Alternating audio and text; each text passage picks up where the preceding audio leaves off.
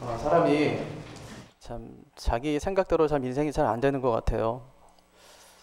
저도 이제 제가 개척을 해야 되겠다 생각하고 제 지난 날을 쭉 생각해 보니까 제 마음대로 인생이 한 번도 되지 않았구나 하는 것을 깨닫게 되었어요. 사실 저는 아버지 개척하시면서 절대 목사는 하지 말아야지 하고 생각했었는데 어떻게 목사가 되었고, 또 하나님이 부르셔서 분명히 목사가 된 건 맞는데 그래도 개척은 하지 말아야지 하고 생각했었어요. 제가 30년 동안 아버지 개척교회를 봐와서 저는 반개척했다 생각하거든요. 개척교회 목사들은 그게 개척교회더라고요. 그게 목사 아들도 늘 개척하는 거예요.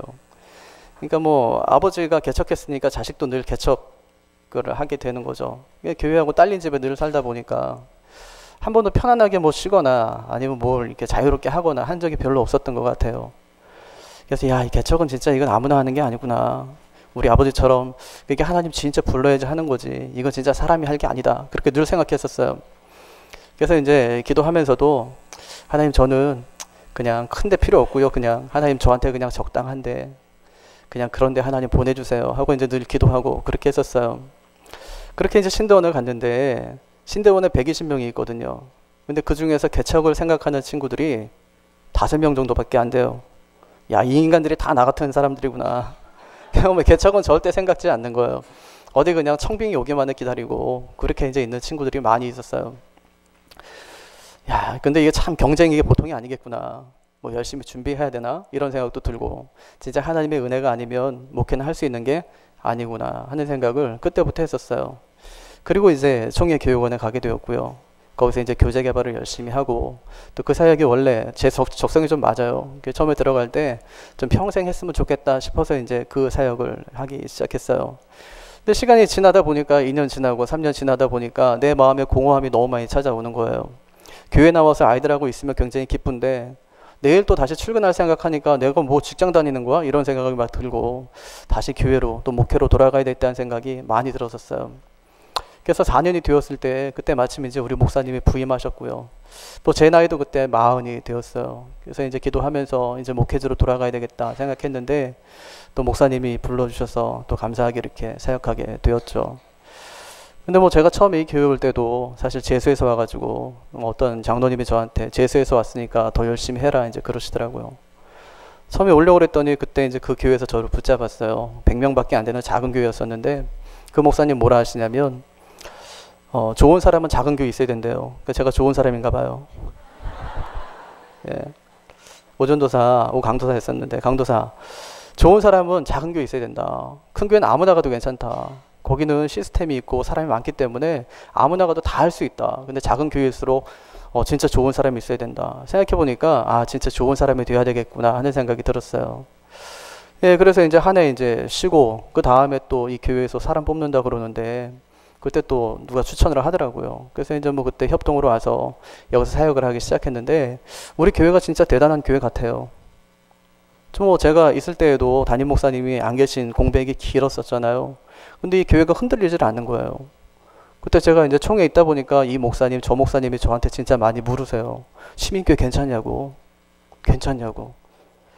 그 얘기를 들으면서 저는 아무 문제 없다고, 내가 농담으로 하는 게 아니고 진짜 우리 교회는 아무 문제가 없다고. 오히려 새로운 목사님들, 설교 잘하시는 교수님들 와갖고 설교하니까 교인들이 더 좋아하는 것 같다고. 그때 그 사실이냐 이제 그래요. 그래서 진짜 사실이라고. 제가 보는 것만 말씀드린다고. 진짜 우리 교회 아무 문제가 없다고. 동의하시죠, 여러분? 예, 진짜 우리 교회가 문제가 없는 교회예요. 근데 진짜 큰 문제가 뭐냐면 제가 분리개척한다고 하니까 뭐 이게 움직이질 않아요. 우리 교회는. 우리 교회가 너무 좋은 교회라서. 농담입니다, 여러분. 이게 농담이에요. 예, 그냥 뭐 문제가 없는 교회고 평안한 교회고 또 38년 동안 이 기도로 잘 다져진 교회이기 때문에 좋잖아요, 그죠? 그러니까 이런 놀라운 결정도 하게 됐고. 그러니까 제가 서두에 참 사람 사는 게 내 마음대로 안 된다는 게 바로 이거예요. 여러분, 우리가 분리개척 처음에 생각이나 했겠습니까? 우리가 저도 사실은 생각하고 말씀드린 것도 아니에요. 지난 4월 7일에 사실은 그 한 1년 전부터 제가 하나님께 기도하고 있었어요. 하나님, 이제 나이도 조금 있으면 45인데 이제는 하나님 뭔가를 좀 시작해야지 될 시점인 것 같습니다. 하나님 어떻게 할까요?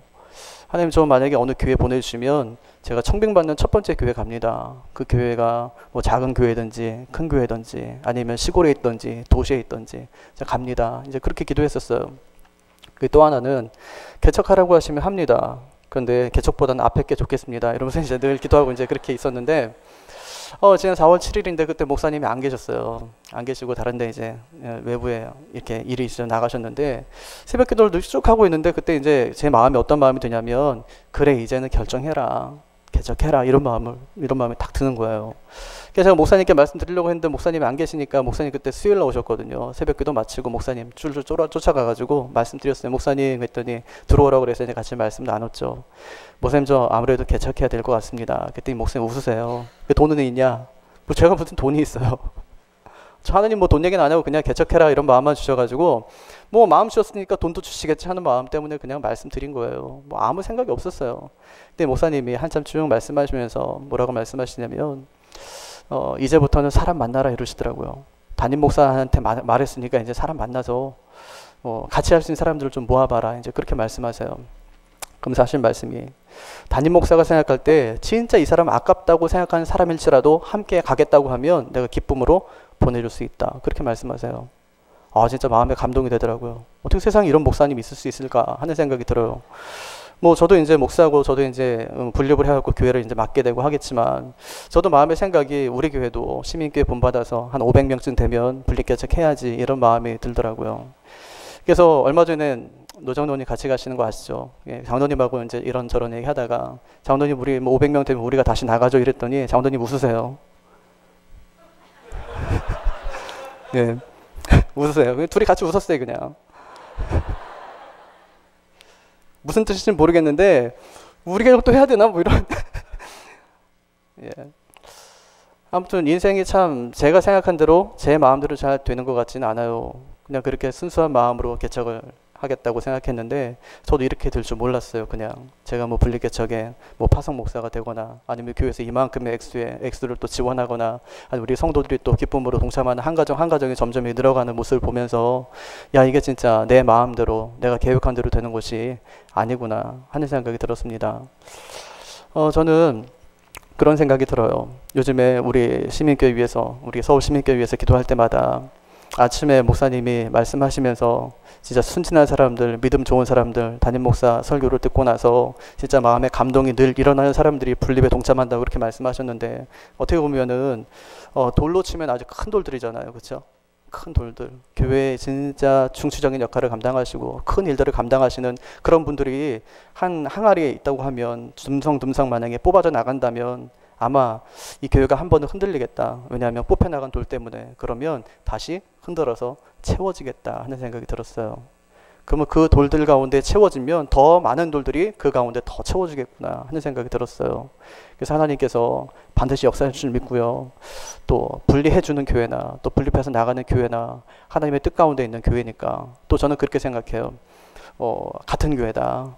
우린 그리스도 안에서 한 몸 되었다 생각합니다. 그리고 저는 지금 생각에 이 교육자 수련회 가면 저 늘 따라가려고 그래요. 가서 꼽사리 끼고 맛있는 거 얻어먹고 그래서 좀 쉬다가 저는 회의할 것도 없으니까 저는 또 권 목사님 그 회의 많이 안 하세요. 그래서 같이 많이 노세요. 그러니까 교육자들 팀워크가 굉장히 좋아요. 예, 그래서 같이 놀다가 와야 되겠다 이런 생각하거든요. 그러니까 하나님께서 주신 아주 좋은 기회라고 생각합니다. 뭐 사람들이 많이 안 가면 어떻게 하나 전 절대 걱정하지 않아요. 예, 만약에 10명 간다 괜찮아요. 10명 가도 기쁘게 재밌게 잘하면 되죠. 10명 가면 제가 더 좋은 목사가 돼야 되겠다 이런 생각이 들어요. 만약에 10명 갔는데 목사까지 찌질하면 얼마나 비참하겠어요 그 교회가. 야 10명이 모이기엔 너무 아까운 목사다 이런 정도 돼야지. 그래 우리 성도들이 좀 힘이 나지 않겠습니까? 진짜 그때는 더 진짜 하나님 앞에 더 진력해야 되겠다 이런 생각이 더 들더라고요. 그래서 너무너무 감사해요. 감사할 것밖에 없고 이것이 하나님께서 나에게 주신 사명이구나. 사명이라는 것은 이게 심부름하는 사람이잖아요. 하나님께서 나에게 심부름 시킬 때는 목숨을 다해서 그 일을 감당하라고 주신 것이 사명이에요. 사명의 길을 걸으면서 쉴 여유가 없어요. 하나님께서 우리를 부르십니다. 그래서 목사님 아침에 설교하셨듯이 우리는 하나님의 부름받아서 하나님께 나아가는 사람들이에요. 그러면 적어도 우리가 일생에 한 번은 하나님 앞에 그런 헌신하는 마음이 있어야 하지 않을까 하는 생각이 진짜 많이 듭니다. 제가 지난 주간에 가정교회 세미나를 다녀왔어요. 거기 갔더니 개척교회 이제 막 시작한 목사님들이 되게 많더라고요. 한 80명쯤 오셨는데 이번엔 젊은 목사님들이 많이 계셔서 한 20명에서 30명이 한 개척교회 목사님이세요. 그래서 이번에 개척교회 목사들만 따로 모아놓고 이제 이렇게 같이 뭐 이렇게 얘기하는 시간들이 있었거든요. 3달 개척하신 분지 3달 된 목사님, 또 2달 된 목사님, 또 1달 된 목사님이 계셨어요. 지금 누구하고 목회하고 있냐면 가족하고 목회하고 있는 거예요. 30년 전에 우리 아버지가 개척했던 거 너무너무 똑같은 거예요. 근데 그때는요, 그냥 교회 가기 간판만 하나 탁 걸어놔도 그냥 뭐 사람들이 왔었어요. 그래서 와서 이제 교회 보고 나서는 또 말씀 듣고 나서는 결정하기도 하고 아니면 교회 모습에 실망해서 다른 교회 가기도 하고 이제 그랬었거든요. 근데 그 목사님들의 한결같은 말이 뭐냐면 안 됩니다. 안 옵니다. 그런 얘기 하더라고요. 한 목사님은 1년 반 되셨대요. 수지에서 목회하시는데 1년 반 됐는데 거긴 아파트 단지다 보니까 새벽 기도 때 많이 온대요, 성도들이. 근데 자기 양은 아닌 거예요. 수요 예배 때도 자기 본교회 못 가니까 많이 온대요. 그런데 자기 양은 아니래요. 자기는 이제 1년 반 해보고 나서 마지막이라고 생각하고 지금 이 세미나에 참석했다고. 이제 그런 목사님을 제가 만나 뵀어요. 야, 이게 목회가 이게 장난이 아니구나. 그래서 제 이야기를 쭉 했더니 제가 얘기를 못 하겠더라고요. 제가 받은 복이 너무 많아서. 우리 교회가 베푼 사랑이 너무 커서 얘기를 못 하겠더라고요. 그러니까 하나님께서 우리를 사용하실 때, 또 우리를 통해서 일을 하기를 원하실 때 사람의 마음도 함께 모아가시는구나. 사명은 한 사람이 받는 것이 아니라 한 사람이 받은 그 비전과 사명 때문에 이것이 많은 사람들에게 전달되는 것이구나 하는 것을 그때 깨닫게 되었습니다. 그럼 우리는 사명 위에 살아가야 됩니다. 하나님께서 우리에게 주신 사명이 무엇인지 옳게 분별하며 사는 것이 진짜로 필요합니다.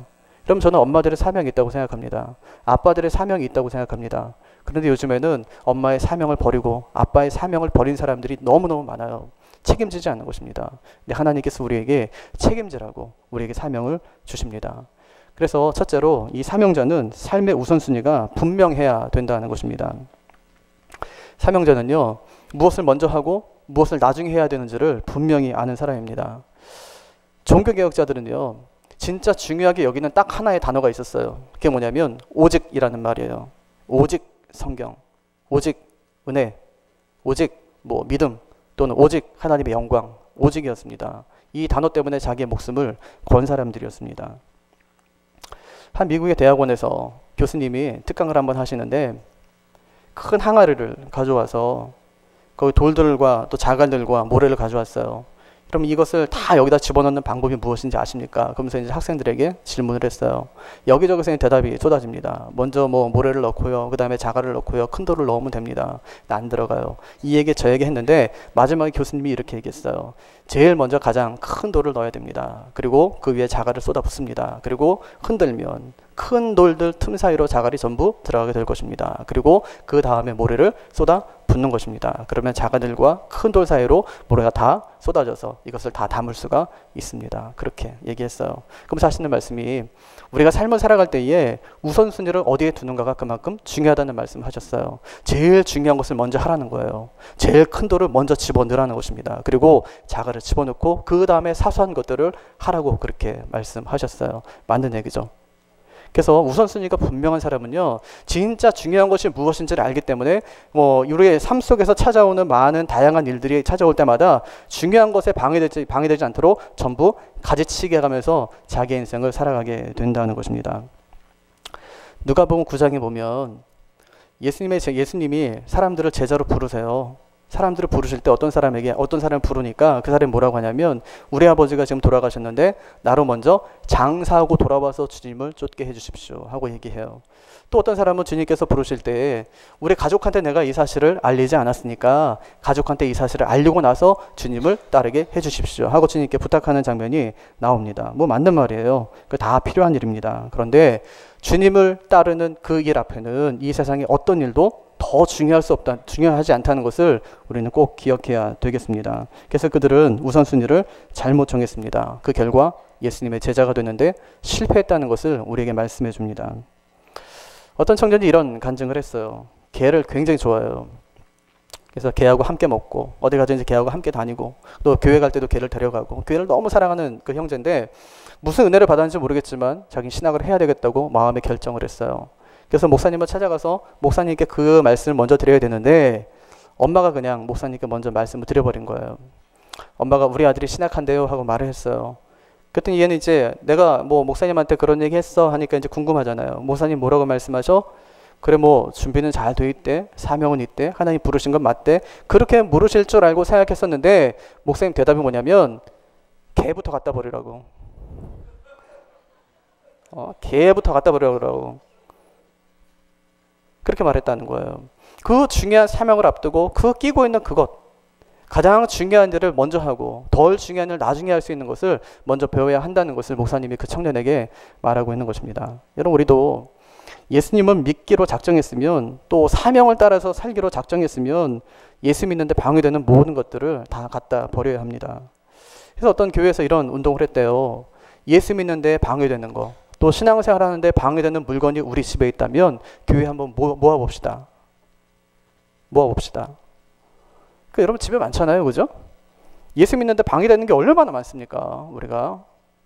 그래서 교회에 그때부터 TV가 들어오기 시작하고요. TV 막 들어오기 시작하고요. 또 예수 믿는 사람이 갖고 있어서는 안 되는 그 책, 또 CD, 화투, 예? 이런 게 막 들어오기 시작했대요. 그래서 매주마다 그것을 다 전부 갖다 버리는 일을 교회에서 하기 시작했다는 거예요. 우리도요. 예수 믿는데 방해되는 것들이 우리 집안에 있다면 전부 그것을 다 버려버려야 됩니다. 이사 갈 때 전부 버리세요. 그리고 이번에 가을에 대청소하시면서 전부 처분하세요. 예수 믿는데 이게 방해된다고 생각하면 내 우선순위에서 그것은 뒤로 밀리는 것들이기 때문에 전부 결정해서 전부 버려야 된다는 것입니다. 이 우선순위는요. 내가 앞으로 한 달밖에 살 수 없다는 시한부 그 선고를 받았으면 내 우선순위가 어디에 있는지가 진짜 분명해져요. 그럼 내가 지금 고민하면서 내가 막 생각하고 내가 열심히 일하고 또 내가 공부하는 모든 것들이 내 삶의 그럼 최종적인 우선순위에 제 1번에 놓을 수 있는 것들인가를 생각해 보면 다 아니에요. 지금 직장 다니는 거요? 이게 우리의 삶의 가장 1번이 될 수 있습니까? 우선순위에? 그게 될 수 없다는 거예요. 그럼 뭡니까? 예수님을 따르고 주께서 우리에게 맡기신 그 사명을 감당하며 살아가는 것이 우리의 삶의 제일 처음 우선순위가 된다는 것입니다. 근데 우리는 늘 착각하며 살아가요. 내가 가장 중요하다고 여기는 것이 내 직장이고 돈이고 내 건강이고 그렇게 생각하는 거예요. 그런데 앞으로 한 달밖에 살 수 없다면 건강도 아무것도 아니고 돈도 아무것도 아니에요. 직장도 아무것도 아니에요. 학벌이요? 이것도 아무것도 아닙니다. 진짜 중요한 것은 하나님 나라 갔을 때 그 심판대 앞에 섰을 때 내가 주님 앞에 어떤 평가를 받을 것인가 하는 것이 진짜 중요하다는 것입니다. 그래서 우리는 삶의 우선순위를 잘 정하며 살아가야 될 것입니다. 어떤 사람이 요한 웨슬레 목사님한테 이렇게 물었어요. 목사님은 오늘이 인생의 마지막으로 한다면 무슨 일을 하겠습니까? 그랬더니 이렇게 대답했어요. 예, 저는 평상시처럼 삽니다. 새벽에 일어나서 기도하고 아침에 성경 공부하고 점심에 신방 가고 저녁에 예배 드리고 그 다음에 저는 평안히 잠자리에 누울 것입니다. 그렇게 대답했다고 합니다. 우선순위가 분명하니까 오늘이 마지막이라도 당황할 필요가 없고 또 조정할 필요도 없습니다. 여러분 그것이 성공한 삶 아니겠습니까? 그래서 우리의 삶의 우선순위를 하나님께 먼저 두는 저와 여러분이 되시기를 바랍니다. 두 번째가 있어요. 이 사명에 붙들리며 살아가는 사람의 두 번째 태도, 그게 뭐냐면 열정이 있다는 것입니다. 열정. 오늘 고별사에도 바울의 열정적인 삶이 아주 그대로 나타나 있습니다. 20절에 보면 유익한 것은 무엇이든지 공중 앞에서나 각 집에서나 거리낌 없이 여러분에게 전하여 가르치고, 유익한 것은 닥치는 대로 장소를 가리지 않고 가르쳤다. 이제 그렇게 대답했어요. 31절에 보니까 내가 3년 반이나 밤낮 쉬지 않고 눈물로 각 사람을 훈계하였던 것을 기억하라. 그렇게 말씀했어요. 건강도 좋지 않은 분이 진짜 불꽃 같은 그런 인생을 살았던 것을 볼 수가 있습니다. 바울은 심지어 미쳤다는 소리도 들었어요. 실제로 이 사도행전 26장에 보면 베스도 총독이 바울을 신문하다가 바울아 내가 미쳤도다 이제 그렇게까지 이야기했습니다. 재판을 받는 자리에서 언제 목이 달아날지도 모르는 순간에도 계속 예수님만 전하고 있으니 미쳤다 그런 소리를 듣는 것이 맞는 말이기도 합니다. 사명에 붙잡힌 사람은 이렇게 미친 듯이 산다는 것입니다. 미국의 맨하탄에 가면 거지 전도단이 있대요. 거지 전도단. 거지 전도단이 있는데 그 사람들이 앞에다가 뭐라고 써놓고 사냐면 나는 예수를 위해 미쳤다. 이렇게 쓰고 이제 전도를 하는 거예요. 나는 예수를 위해 미쳤다. 사람들이 지나가다가 거지 같은 놈들이 앞에다가 나는 예수를 위해 미쳤다 이러니까 미친놈들 이러면서 진짜 미쳤구만 이러고 지나가다가 그 사람의 등을 보는 순간에 이게 소름이 확 돋는데요. 뭐라고 써있냐면 너는 무엇에 미쳤냐 그렇게 써있대요. 그걸 딱 보는 순간에 너는 무엇에 미쳤냐. 나를 보고 미쳤다고 하는 너는 돈에 미쳐 살지 않냐. 또는 여자에 미쳐 살지 않냐. 출세에 미쳐 살지 않냐 하는 것입니다. 사람마다 미쳐서 사는 곳이 있어요. 요즘에 드라마에 참 미쳐 사는 사람들 많은 것 같아요. 드라마에 한번 중독되면 진짜 미칩니다. 그렇죠? 스포츠도 마찬가지인 것 같아요. 요즘에 자매들이 어떻게 그렇게 경기 룰을 잘하는지 모르겠는데 이게 뭐 많이 알아요. 그래서 뭐 야구에 미친 자매들도 많아요. 야구. 타율까지 외우고 있어. 아니 그 사람의 타율을 어떻게 외우냐고요 우리가. 근데 타율까지 다 외우고 있어요. 얘는 누구한테 강하고 누구한테 약하고 이러면서 그거 다 알고 있어요. 미친 거죠. 네? 미쳤죠.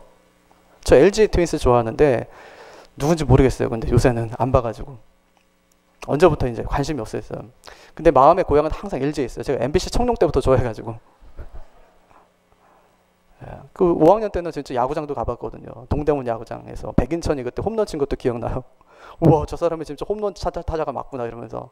백인천 모르는 친구들 아마 여기 많이 있을 것 같아요. 홈런 타자 있어요. 예, 나오기만 해도 그냥 투수들이 벌벌벌 떠는 그런 타자요. 여러분 이렇게 우리가 세상 살면서 무엇에 미쳐도 참 행복하고 그것만 봐도 참 좋은데 진짜 예수에 한번 미쳐보면 얼마나 좋겠습니까? 예수에 한번 미쳐볼 만 하잖아요. 저 주님 처음 만나고 나서는요 진짜 미치겠더라고요. 어떻게 할 수가 없어요. 그때 그래서 6월달인데 20살 때 6월달이니까 대학교 1학년 6월달인데 지금 뭐 대학교 1학년생들 보면은 맨날 알바하는 거 바쁘지 뭐 그렇잖아요. 근데 그때 어떻게 했냐면 돗자리 갖고 다니면서 이웃마다 또 막 동네마다 다니면서 계속 전도하고 아이들 불러가지고 새소식반에서 배운 것처럼 뭐 이렇게 막 성경 이야기도 들려주고 선교사 이야기도 들려주고 애들한테 뭐 율동도 하고. 제가 율동 진짜 못하거든요. 제일 겁나는 게 뭐냐면 여기 사역하다가 제일 겁났던 게 어르신들 야외 소풍 가잖아요. 그 교육자들한테 맨날 율동하라고 그래요. 예? 김모 권사님 계세요. 아주 무시무시해가지고 그래서 저희한테 뭐 율동해라 하면 맨날 피하고 도망가고 안 합니다 이러고 맨날 이랬었는데 한번 하게 된 거예요. 근데 뭐 얼마나 긴장되는지. 율동만큼 안 해줘주는 게 없어요. 뭐 공부하라 그러면 공부하는 게 나을 것 같아요. 그냥 율동 너무너무 힘들고 어려운데 그때 은혜 받으니까 그게 되더라고요. 그게 애들 앞에서요. 동네에서 놀이터에서 애들 많잖아요. 할머니들도 있고 막 지나간 사람들 많은데도 저 혼자서 그냥 돗자리 펴놓고 되더라고요. 그게 왜냐하면 예수에 미치니까 그게 되더라고요. 예수님이 좋으니까 그게 저절로 되더라고요. 신앙생활이 왜 기쁘지 않은지 아세요? 미치지 않으니까 기쁘지 않아요. 여러분 바둑에 미쳐보신 적 있으시죠? 그죠? 저도 바둑 18급이에요. 바둑 18급이면 여러분 굉장히 입문하는 거죠. 그죠? 입문인데 여러분 18급끼리 두면 얼마나 치열한지 아세요? 18급끼리 하면 얼마나 치열한데요. 안 보이니까. 보이는 게 없으니까 그냥 엄청 치열합니다. 이게. 그것도 굉장히 재밌더라고요. 배우는 기쁨이고 즐거움이 있어요. 그런데 예수 안에 있으면 우리가 이 땅에서 경험할 수 없는 그 기쁨이 우리 안에 있다는 것입니다. 그래서 주님 만나고 나면 다른 것을 내 삶의 우선순위로 둘 수가 없어요. 주님 때문에 내가 이거 하는 거지. 주님 때문에 공부하는 거지. 주님 때문에 내가 직장 나가는 거지 하면서 주님께 내 모든 삶의 우선순위를 두게 된다는 것입니다. 그리고 그 일을 할 때에 얼마나 열정적으로 그 일을 감당하는지 몰라요. 예수에 미치지 않으면 세상 썩을 거에 미친다 하는 것을 마음에 꼭 기억하시기를 바랍니다. 예수에 미치면 미칠수록 우리는 건강한 성도가 될 수 있습니다. 그래서 목사도 또 장로도 권사도 집사도 전부 예수에 미쳐야 돼요. 예수에 미쳐야 돼요. 요즘에 가끔 가다가 어떤 성도들이 그 목사니까 이제 상담을 하잖아요. 목사님 우리 집에 우리 애가 이런 문제가 있어요. 이러면 상담을 하죠. 상담 끝에 집에 가면서 뭐라고 하시는지 아세요? 절대 누구한테 말씀하시면 안 돼요. 왜요? 왜 교회에서 말하지 말라는 거예요? 교회에서 시험이 되기 때문에 그래요. 얼마나 말이 많은지. 얼마나 말이 많은지 그 일 때문에 시험에 대해서 교회를 다닐 수가 없는 거예요. 그러니까 저기 밖에 있는 것이 아니더라고요. 이 안에 있어 저기. 그런 말 들을 때마다 마음이 씁쓸해요. 목사님 광고 좀 해주세요. 우리가 이렇게 아프니까 이렇게 많이 힘드니까 광고 좀 해주세요. 같이 기도 좀 하게요. 이래야 되는 게 맞지 않습니까? 근데 그게 아니고 교회는 절대 말씀하지 마세요. 이렇게 해요. 우리 가정에 문제 있는 거 교회 절대 말씀하시면 안 돼요. 그러니까 우리 예수에 미친 사람이 아니죠. 예수에 진짜 미치게 되면 우리는 마치 으깬 감자처럼 감자가 크기도 하고 작기도 하고 맛있기도 하고 맛이 없기도 하고 해요. 그런데 이것을 한 솥에 넣고 그냥 한 그 냄비에 넣고 그냥 막 으깨버리면 어디서부터 어디까지가 크고 잘생기고 멋있는 감자인지 알 수가 없어요. 그렇잖아요. 다 으깬 감자처럼 그렇게 돼야 되는데 교회 와서 다 짓눌려지고 막 다 하나가 되고 이렇게 되는데 우리 전부 다 살아있어요, 감자가. 그러니까 넌 잘생겼니, 못생겼니, 넌 강원도 산이니, 너는 뭐 전라도 산이니 이러면서 그러는 거는 뭐 저 사람은 뭐 전라도 산이고 이 사람은 경상도 산이고 이 사람은 뭐 강원도 산이고 저한테 또 물어요. 목사님은 어디 출신이에요? 저 광주요 이랬더니 우리 막 고향 사람인 줄 알았어요. 근데 알고 보니까 경기도 광주고. 경기도 광주예요, 저가. 경기도 광주. 아니 어떤 분이 그래요. 광주 사람이라고 했더니 뭐 엄청 기뻐요. 막 기뻐하면서 역시 뭐 동양 사람인 줄 알았다면서 막 어차피 비슷하다고 막. 근데 거기다 대고 제가 사실 저 경기도 광주에 말을 못했어요. 너무 기뻐하셔가지고 말을 못했어요, 제가. 근데 진짜 우리가 주 안에 하나 된다는 것은 이념도 없습니다. 지역이 어디 있습니까? 주 안에 우리 하나 된 것입니다. 예수의 피로 하나 된 것입니다. 얼마나 감사한 일이에요. 그러니까 예수 안에 있으면 열정이 있어야 돼요. 열정이 있어야 돼요.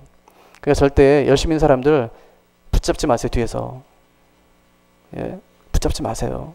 우리 교회도 열심히 있는 사람들 얼마나 많이 있습니까? 저 우리 교회에서 진짜 감사한 거는 새가족부 우리 다 열심히들 하시지만 진짜 열심히 하세요. 보면 전도도 열심히 하시고 성도들 오시면 그렇게 열심히 하시고 교육자보다 더 열심히 하시는 것도 어쩔 때 보면 야 우리도 분발해야 되겠구나 이런 생각이 막 들어요. 붙잡지 마세요. 뒤에서 내가 안 할 거면 그분들을 통해서 하나님의 교회가 세워지는 거니까요. 앞에서 일하시는 분들에게 격려해 주세요. 진짜 잘한다고. 내가 원래 해야 되는데 나도 옛날에 그렇게 했었는데 내가 지금 나이 들어서 못하니까 나 기도해 줄 테니까 그래 집사님 하면 열심히 해봐. 이런 사람이 돼야죠. 그래야죠 교회가 될 거 아닙니까? 우리에게도 하나님께서 그런 열정 달라고 기도하시기를 바랍니다. 요즘에 나온 책 중에요. 갈렙처럼 나이 들기 이런 책이 있어요. 갈렙처럼 나이 들기. 갈렙이 어떤 사람입니까? 다 안 된다고 할 때 얘 된다. 하나님께서 우리에게 주신 밥이다. 이렇게 얘기했던 사람이잖아요. 근데 그 갈렙이 믿음만 좋았던 것이 아니라 진짜 하나님 앞에 순종하려는 그런 태도가 굉장히 좋았던 사람이에요. 자기 형편을 보면 자기 나이가 지금 85세인데 가능한 일입니까? 그게 가능하지 않은데도 갈렙은 할 수 있습니다. 어디서 나옵니까? 믿음이에요. 믿음. 내 육신은 노쇠하고 힘이 없어도 내 믿음만큼은 가능하다. 왜? 어차피 이건 내가 하는 일이 아니고 하나님이 하신 일이니까. 하나님이 하시면 된다고 믿었기 때문에. 왜? 내가 안 싸워요. 여러분 장군이 싸우는 거 봤습니까? 아니요. 명량에 나오는 건 그건 영화죠. 그죠? 영화죠. 이순신 장군이 얼마나 싸우면 또 얼마나 싸웠겠어요. 또 우리 또 역사학자들이 그러더라고요. 백병전 없었다고. 이순신 장군이 뭐 큰 칼을 가지고 많이 이렇게 뭐 백병전 하면서 배 위에서 싸운 적 없었다고 그 해전에 뭐 이러면서 얘기를 하더라고요. 어떻게 합니까? 함께 뒤에 있는 사람들이 함께 동역하면서 함께 가는 거예요. 가능한 것이죠. 하나님께서 우리에게 열정을 달라고 그렇게 기도하시길 바랍니다. 마지막 세 번째는 이 사명에 붙들린 사람은 시련 앞에서도 절대로 굴복하지 않습니다. 19절 보세요. 19절에 보니까 유대인의 관계로 말미암아 당한 시험을 참고 주를 섬겼다. 이제 그렇게 말씀했어요. 유대인들이 이 바울을 지독하게 괴롭혔어요. 왜 괴롭혔을까요? 처음에 우리 앞잡이였었는데 이게 배신을 했어요. 예수를 전하고 있네요. 이거 잡아 죽여야 되는 사람이에요. 우리 비밀을 다 하니까 안 돼요. 끝내야 되는 거예요. 굉장히 큰 어려움을 주었습니다. 또 자기가 예루살렘에 올라간다고 하니까 예언자들이 나와가지고 절대 올라가면 안 된다. 가면 죽어. 그러는 거예요. 근데 바울이 뭐라고 하냐면 나는 가서 죽어도 나는 올라간다. 그렇게 얘기해요. 리차드 범브란트라는 목사님이 계세요. 그분은 참 이 어려움을 많이 겪었던 사람인데 예수 믿는다는 것 때문에 감옥에 갇혔어요. 감옥에 갇혔는데 감옥에 가니까 이제 춥잖아요. 그러니까 뭐 이 담요 한 장 주고 그다음 뭐 밥도 요만큼 주고 막 그러는데 그거 먹고 이제 배가 늘 고프니까 옆에 있는 청년이 너무 그거 먹고 배가 고파 하더래요. 그래서 자기 걸 반을 띄워줬대요. 근데 잘 때 되니까 이 청년이 너무 추워해서 자기가 덮을 담요를 그냥 이 청년이 덮어주었다는 거예요. 그래서 하신 말씀이 뭐냐면 자기는 처음에는 내가 그래도 사랑하는 마음 가지고 이 밥을 반덩이를 띄워주면 하나님께서 나에게 좀 포만감도 느끼게 하시고 배도 안 고프게 하시겠지 하고 생각했었대요. 내가 안 덮고 이 담요를 갖다 옆에 있는 청년에게 덮어주면 하나님의 성령의 그 은혜로 말미암아 나를 따뜻하게 데펴주시겠지 하고 생각했는데 배고파 죽고 추워 죽는 줄 알았대요. 자기가. 예수 믿으면 우리 삶의 모든 문제가 해결돼야 되는 것이 맞잖아요. 그죠? 하나님께서 좀 그렇게 해주셨으면 좋겠는데 우리의 삶의 어려움은 고스란히 다 안고 가더라 하는 것입니다. 근데 믿음의 사람 보니까 어려움을 당하면 당할수록 더욱더 강해지고 굳세져요. 더욱더 사명이 분명해져요. 살게 하시니까요.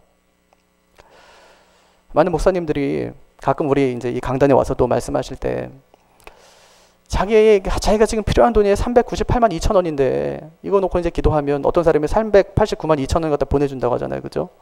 그래서 자기는 진짜 이 어려운 사역을 하면서도 하나님이 진짜 살아계시고 내 사역 가운데 함께 하신다는 것을 경험해서 힘들고 어려워도 내가 이 사역을 포기할 수 없겠노라고 그렇게 고백하는 것들을 많이 듣게 되지 않습니까? 어떤 시련이 와도 사명자는 반드시 하나님께서 그 사람을 붙들고 그 사람을 통해서 하나님의 역사를 이루어 내십니다. 그 염려할 거 없어요. 내 마음대로 인생이 되는 게 아니기 때문에 오히려 더 우리는 행복하고 감사할 수 있습니다. 내 마음대로 된다면 인생이 굉장히 힘들고 고달프고 어렵지만 어차피 내 인생 내 마음대로 되지 않는 거면 하나님께서 하시겠지 하고 믿고 나아가면 하나님께서 하나님의 방법대로 하나님의 일을 이루시기 때문에 그렇습니다. 반드시 그렇게 하실 거예요. 하나님께서. 예수님의 몸에 못이 3개가 있듯이 목사의 몸에도 못이 3개가 있대요. 그 첫 번째 못이 가정의 못이래. 가정의 못. 가정에 아이들이 속을 새기든지 아내 때문에 어려움이 있든지 가정의 못이 하나 있대요. 두 번째 못은 자기 자신에게 박혀있는 못이래요. 나의 어떻게 할 수 없는 나의 부족함과 또 연약함, 또 내가 덜 돼서 문제가 생기는 것들, 이런 문제들, 그런 못들이 내 안에 하나 있다는 거예요. 또 하나의 못이 교회 안에 늘 못이 하나 있대요. 그래서 어느 교회나 이 목사를 힘들게 하는 사람들이 꼭 한 명씩 있다는 거예요. 근데 그 못이 힘들어서 그 못을 빼어버리면 더 큰 못이 와서 그 못 자국에 박혀버린대요. 그래서 그 못이 있을 때 목사가 그 못을 품어서 녹여버리면 그 못이 아주 큰 철근이 되고 큰 이 강한 철근이 되어서 내 목회를 든든히 받쳐준다. 그렇게 하시더라고요. 우리 삶에도요. 또 우리 자신에게도 그런 못이 있습니다. 가정의 못이 있고요. 직장의 못이 있고요. 사람과의 관계에서의 못이 있고요. 또 교회에서의 못이 있습니다. 그 못을 어떻게 하면 되냐면 우리가 품어내야 돼요. 품어서 녹여야 돼요. 녹여서 강한 철근을 만들어야 합니다. 내가 할 수 있습니까? 아니요. 내가 할 수 없어요. 그렇기 때문에 하나님께서 우리에게 사명이라는 아주 큰 핵심적인 가치를 우리에게 주신 거예요. 그것을 통해서 그 일을 이루어내라고 하나님께서 우리가 하시는 것입니다. 그래서 시련이 이런 사명을 중단시킬 수 없다는 것 여러분 기억하시기를 바랍니다. 오히려 이 시련은 하나님의 축복을 경험하는 좋은 기회가 될 것입니다. 그럼 어떻게 하면 우리가 이런 사명을 발견할 수 있느냐? 3가지인데 첫째는 우리에게 주신 이름이 사명입니다. 그럼 내 사명은 뭐지? 우리에게 주신 이름이 사명이에요. 제가 집에 가면 우리 아이들이 셋이서 막 뛰어나와요. 아빠 그러면 뛰어나와요. 아빠란 이름이 제 사명이죠. 제 아내는 저에게 제가 남편이니까 남편이라는 이름이 제 사명이에요. 교회 오면 목사니까 목사라는 그 이름이 제 사명입니다. 여러분도 마찬가지예요. 여러분에게도 주어진 이름이 있다면 그 이름이 사명이에요. 사명이라면 죽을 때까지 그 일을 감당해야 되는 것입니다.